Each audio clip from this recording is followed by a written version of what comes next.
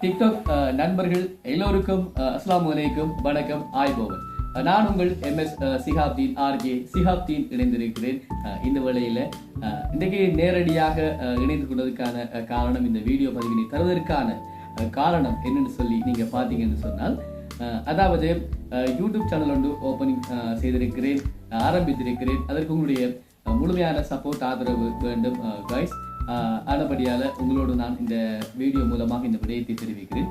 YouTube சென்று நிழல் நேரலை அப்படின்னு சொல்லி டைப் செஞ்சீங்கன்னு சொன்னால் எங்களுடைய யூடியூப் பக்கத்தை நீங்கள் காணலாம். அதோட வந்து நிழல் FM அண்ட் நிழல் டிவி பேஜினை, டிக்டாக் பேஜினை ஃபாலோ செய்து கொள்ளுங்கள்.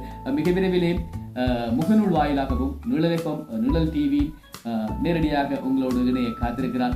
பல்வேறுபட்ட நிகழ்ச்சி நிலைகளை படைக்க காத்திருக்கிறோம்.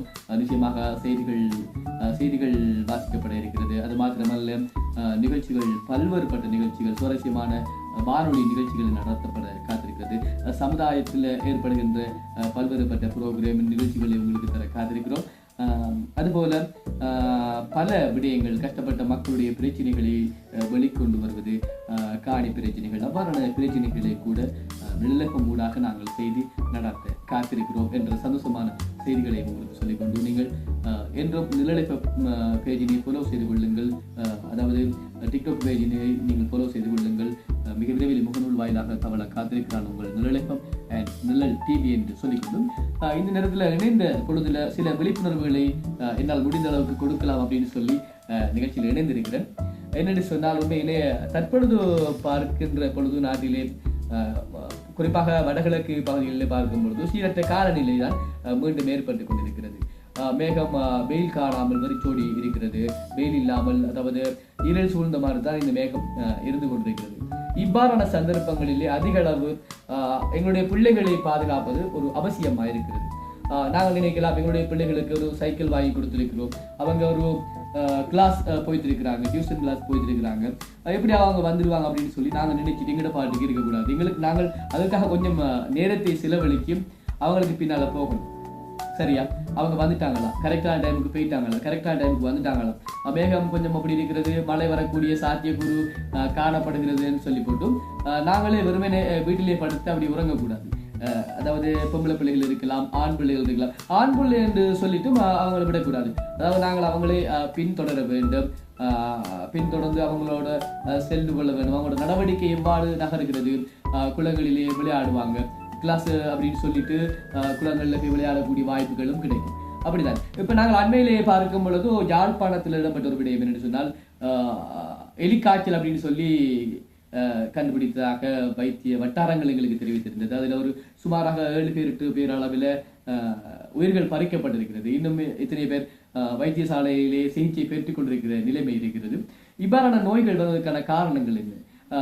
குறிப்பிட்டார்களுமே எலிக்காய்ச்சல் என்று சொல்லி, எலியினுடைய ஜூரின் அல்லது நாய் போன்ற மிருகங்களுடைய ஜூரின் தண்ணீரில் கலக்கும் பொழுது அதிலிருந்து ஒரு பாக்டீரியா ஒன்று உருவாகிறது. அதிலிருந்து நோய்கள் வரக்கூடிய வாய்ப்புகள் இருக்குது.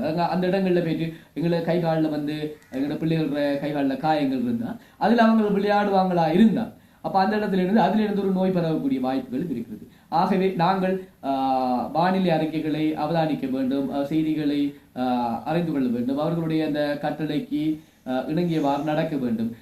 குறிப்பாக சொல்றாங்க, தற்பொழுது தாளபக்கம் கடலில் இருப்பதாகவும் மீனவர்களை மீன்பிடிக்க செல்ல வேண்டாம் என்று சொல்லியும் பல விடயங்கள் இங்கே சொல்லப்படுகிறது. ஆனால் அதை தவிர்த்து மீனவர்கள் மீன்பிடிக்கும் நடவடிக்கையிலையும் ஈடுபட்டு கொண்டிருக்கிறாங்க. அவ்வாறான விஷயங்களையும் தவிர்த்துக் கொள்வோம் வேண்டும்.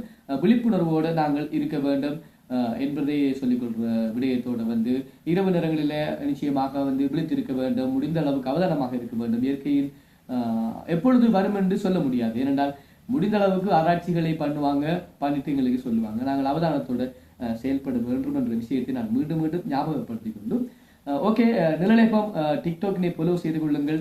யூடியூப் சென்று நிழல் நேரலை அப்படின்னு சொல்லி டைப் செய்யுங்க. எனக்கு உங்களுடைய ஆதரவான சப்போர்ட்டை அப்படியே கொஞ்சம் சப்போர்ட்டை வழங்குங்க.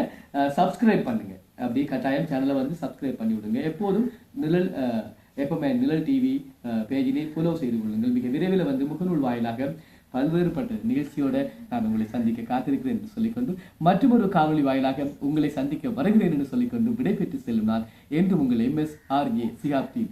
வணக்கம் உறவுகளே, அஸ்ஸலாமு அலைக்கும், ஆய்போவன்.